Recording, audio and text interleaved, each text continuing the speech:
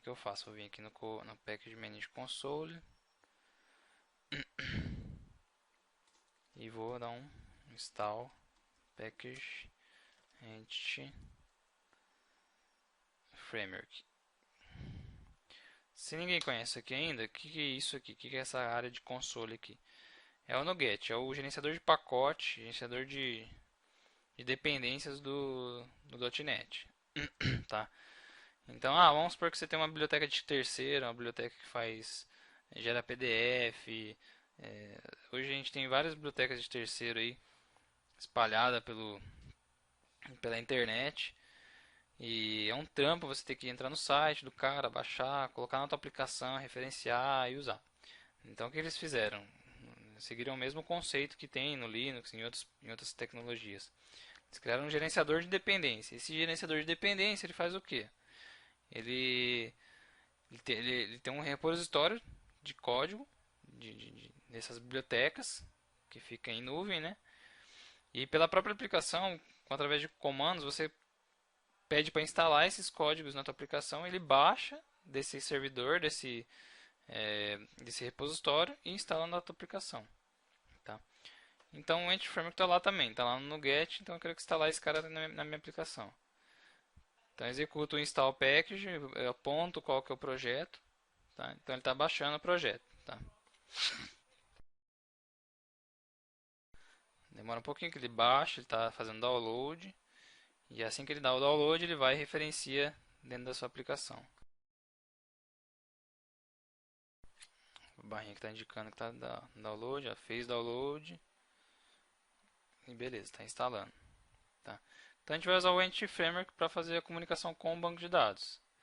Por quê? Porque ele é mais simples, ele, ele faz um mapeamento nas nossas tabelas com nossas classes, então acaba ficando simples o desenvolvimento, fica produtivo, e a gente não tem que ficar trabalhando com milhares de SQL lá no código, né?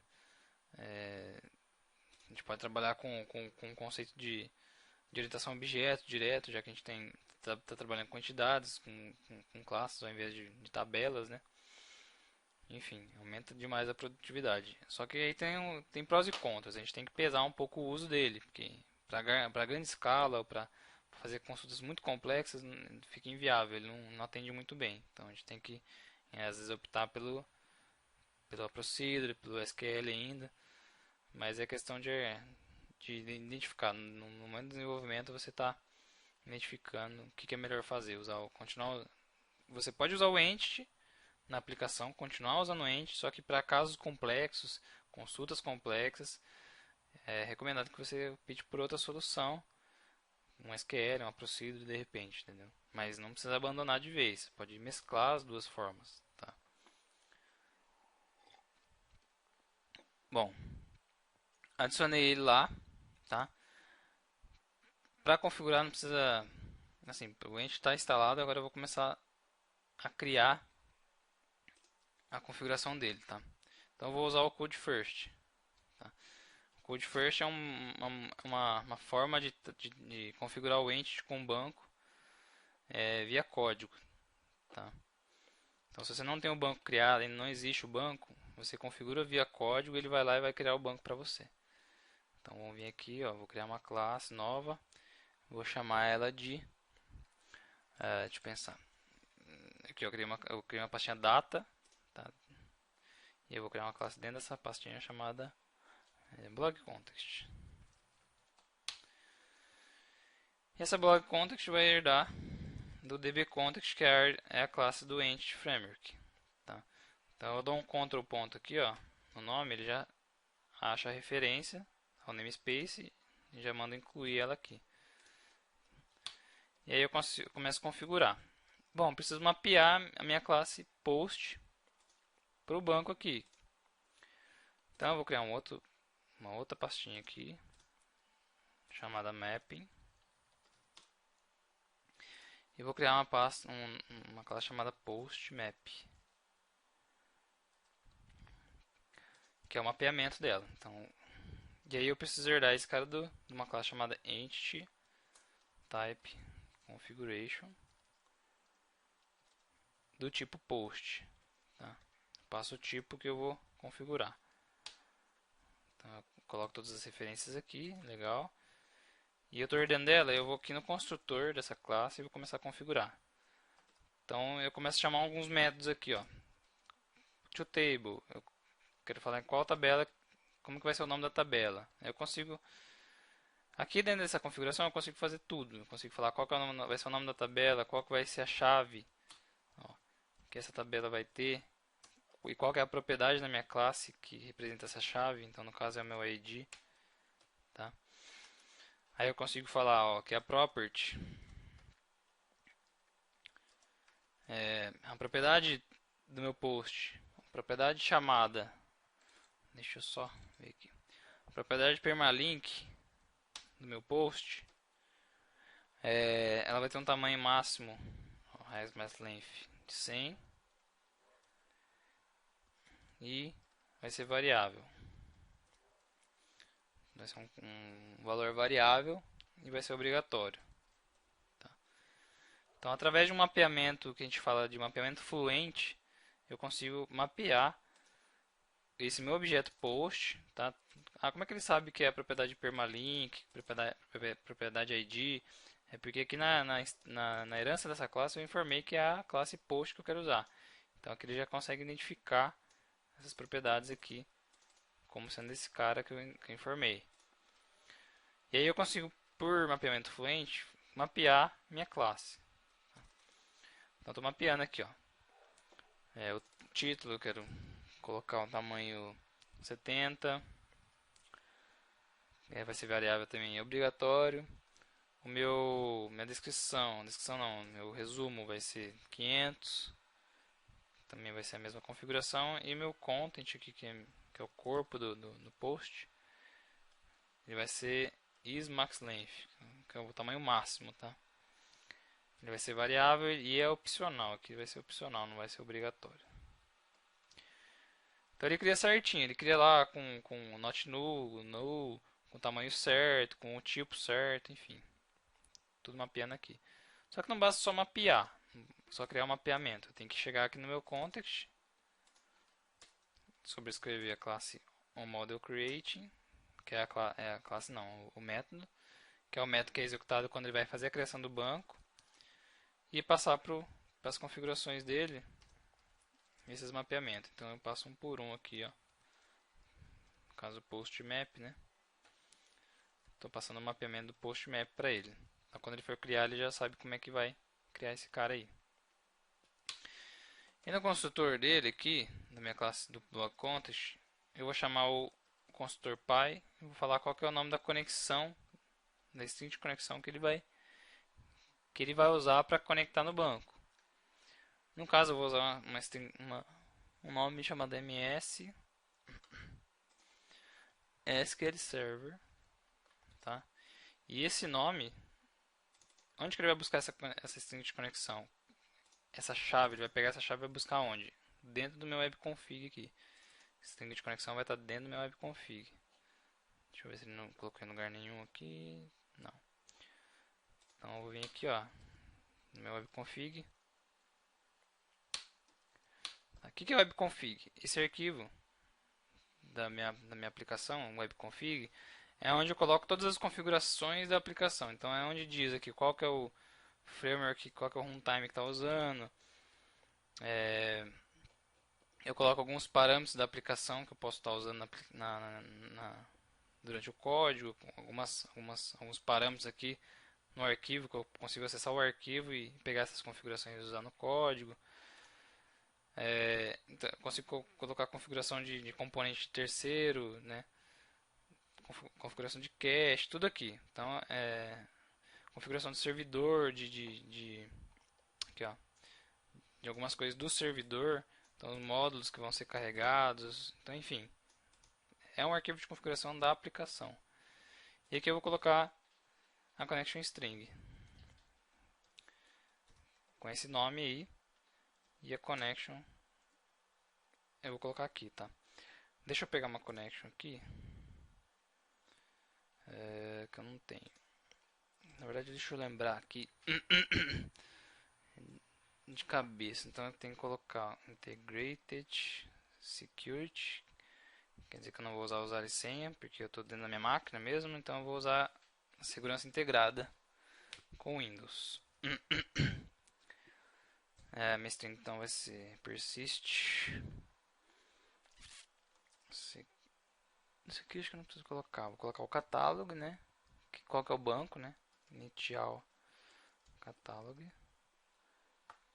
No caso é meu ASP net MVC blog. Vou chamar meu banco de ASP.NET MVC blog. O data source é o meu servidor, tá? No caso, deixa eu ligar o SQL Server aqui. Eu acho que ele tá desligado aqui, meu servidor de SQL Server. Deixa eu entrar aqui em serviços e ligar ele. Se não me engano, acho que é ponto SQL Express barra SQL Express. Vou confirmar assim que eu ver aqui. O SQL Server está desligado, então vamos ligar. Deixa eu abrir aqui o SQL Server Management para me manipular essas bases aí que vão criar.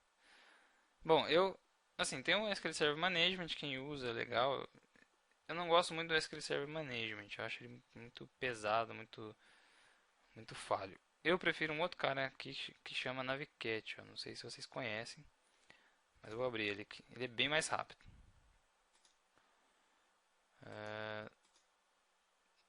Aqui, é esse cara aqui, ó. Banagoro-xps barra SQL Express. Esse é o meu servidor.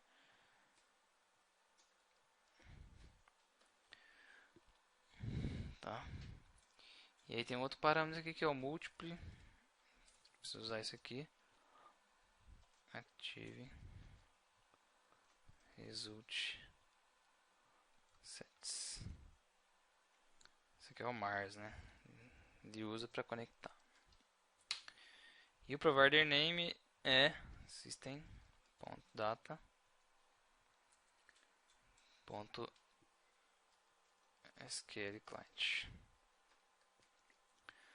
Então tá a minha conexão com o banco aqui. Ó, eu tenho aqui o SQL Server Management, mas eu gosto de usar o Navicat.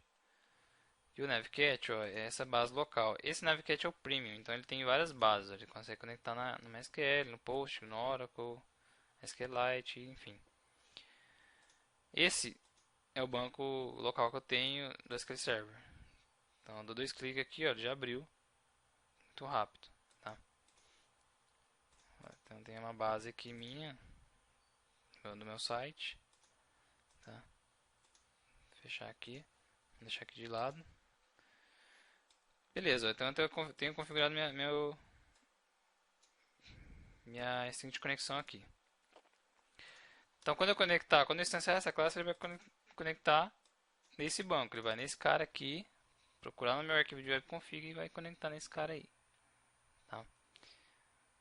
O que falta mais aqui? Falta agora eu criar um DB7, que é como eu vou acessar meus posts aqui.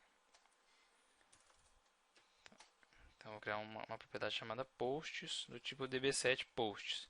Quando eu instanciar essa classe, é essa propriedade aqui que eu vou acessar para fazer consulta, alteração dos posts, tudo na base, né? Beleza. Então tá ok. Tá pronta a minha configuração, só que a base não existe ainda. Agora eu vou usar um cara aqui que é o Migration, tá? O que é o Migration? O Migration é um cara que eu utilizo ele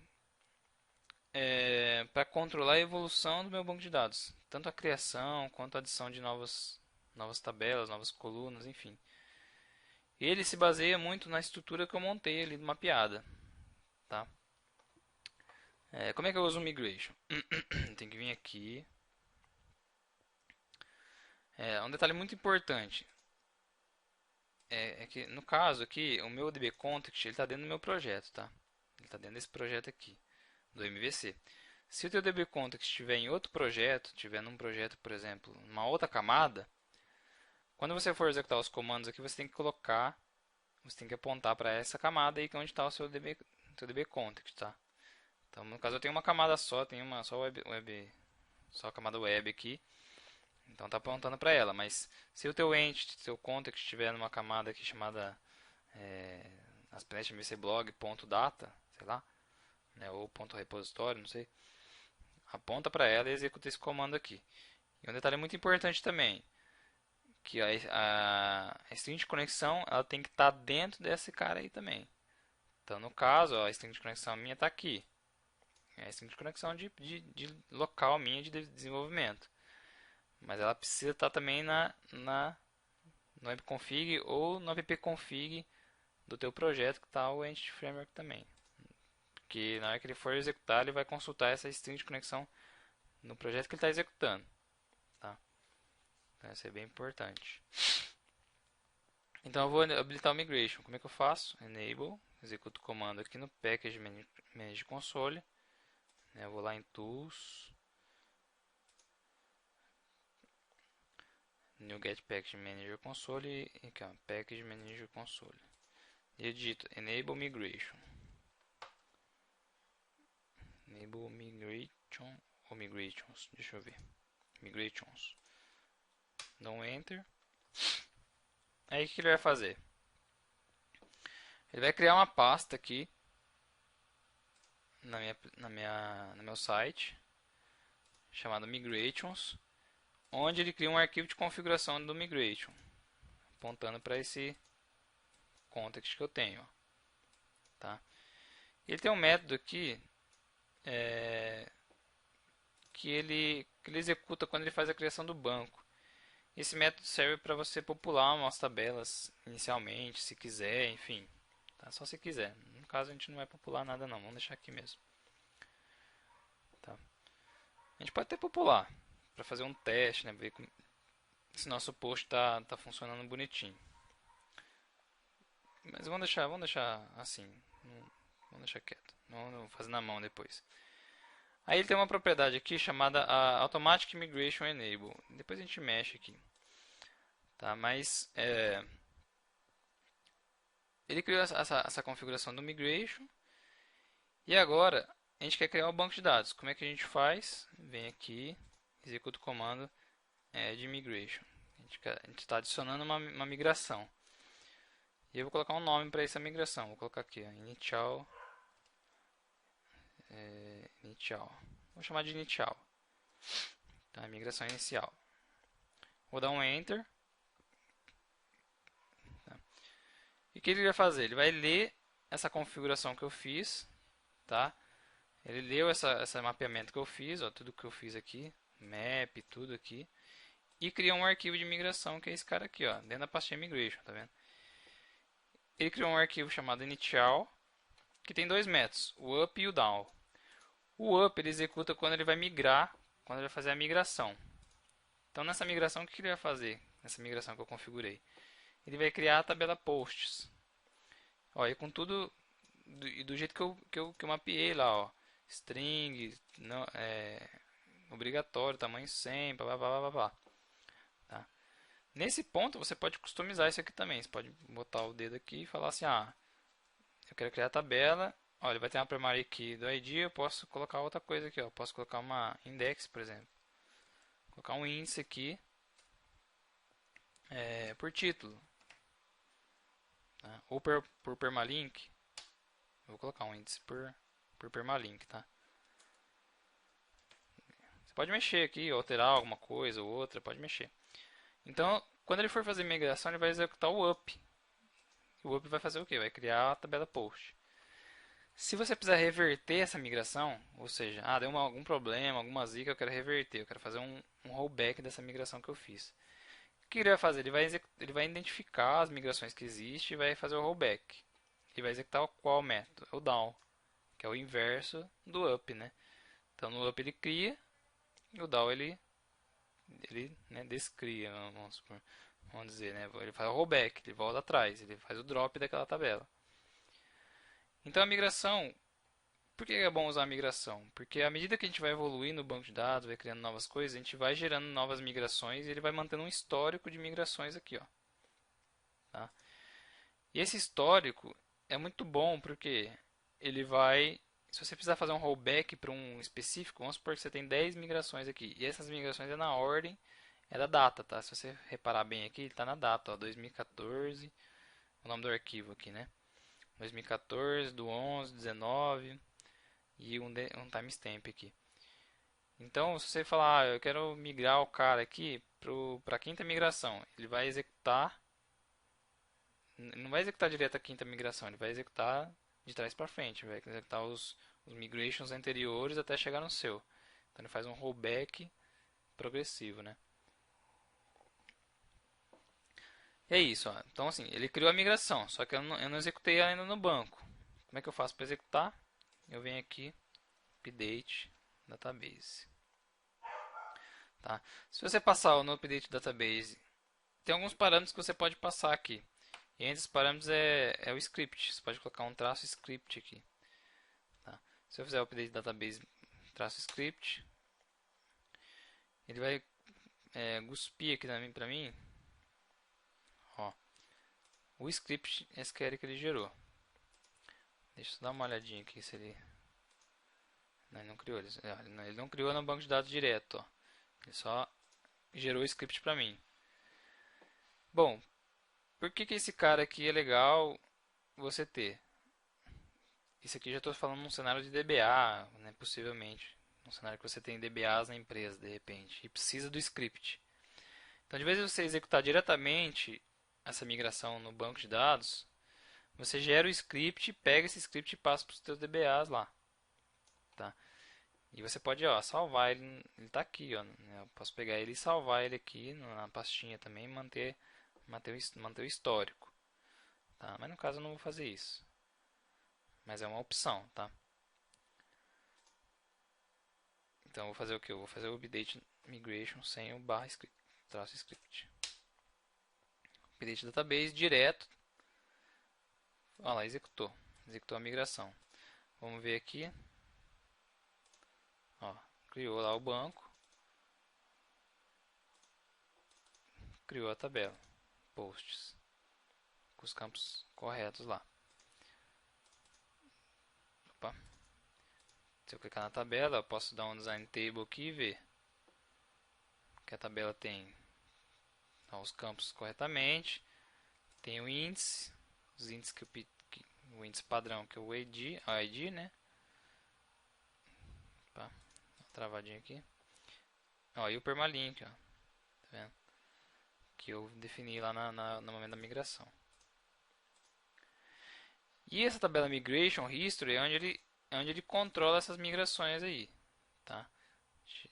Se você não quiser que ele controle migração, não quero que migre, eu quero fazer tudo na mão mesmo, tô nem aí. O que você faz? Você apaga essa tabela aqui, simplesmente. Dá um delete nessa tabela e vai por conta, faz do seu jeito, tá? Essa tabela aqui ela mantém a migração. O que quer dizer isso? Se eu alterar qualquer estrutura aqui ou qualquer configuração do meu entity, do meu mapeamento, qualquer coisa que eu fizer no mapeamento, alteração, quando ele rodar o entity, ele vai verificar que tem uma diferença no teu banco de estrutura, né? Uma diferença de estrutura no teu banco e vai dar erro. Vai falar assim, ó, o banco está diferente do teu código. Rode o migration, ele vai falar uma coisa assim. Se você não quiser que fique enchendo o saco com isso aí, você apaga a migration e usa sem migration. Mas eu não recomendo, eu recomendo que você use o migration porque ele é muito bom, ele controla, né, toda a migração, enfim. Ó, legal, então tá tudo mapeado, tá bacana, o banco tá criado. Agora a gente tem que fazer o que? Eu vou criar até um post aqui. Ó, eu gosto do Navigation por causa disso. Ele trouxe aqui, né? Eu posso trocar ele para formulário, ó, e preencher. Então vou colocar um permalink aqui, ó. Hello World. O permalink é o URL amigável, tá? Vocês vão entender. Então, Hello World, qual que é o título? Hello World. O summary. Teste. Hello World. E o conteúdo é blá blá blá. E a data de publicação, ó, clica aqui, põe a data. Dá um save aqui. Pum. Salvei. Então tem um post gravado lá. Vamos testar isso aí?